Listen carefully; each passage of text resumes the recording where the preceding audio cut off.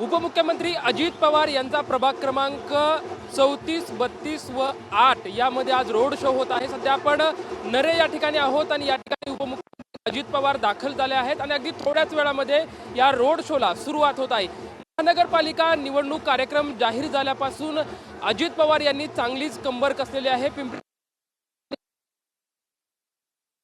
मध्ये मोठी ताकद अजित पवार यांनी लावलेली पाहायला मिळत आहे। खरं तर सभा असतील, रोड शो असतील, असे कार्यक्रम अजित पवार यांच्याकडून सातत्याने घेतले जात आहेत। आपण सध्या बघू शकतो की नरे मधल्या प्रभाग क्रमांक 34 मधल्या उमेदवाराच्या प्रचारात अजित पवार जे आहेत ते सध्या या ठिकाणी दाखल झालेले आहेत। अवघ्या काही वेळामध्येच या रोड शोला जी आहे होणार आहे। सध्या आपण बघू शकतोय की मी ज्या गाडीमध्ये उभा आहे याच गाडीमधून अजित पवार उमेदवारांच्या सोबत जे आहे ते त्यांच्या रोड शोला सुरू होणार आहे।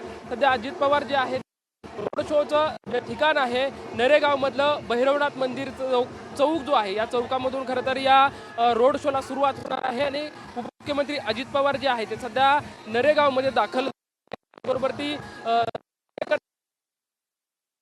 दाखल झालेले आहेत आणि काही क्षणामध्येच जो रोड शो आहे तो रोड शोची सुरुवात होणार आहे।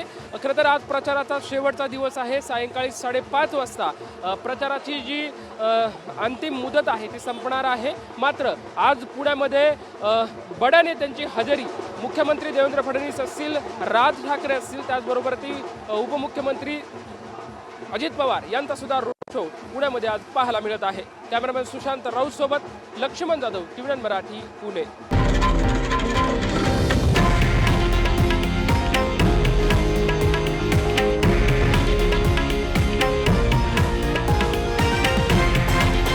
हे आहे देशातील नंबर 1 न्यूज नेटवर्क आणि आपण पाहत आहात TV9 मराठी, एकमेव।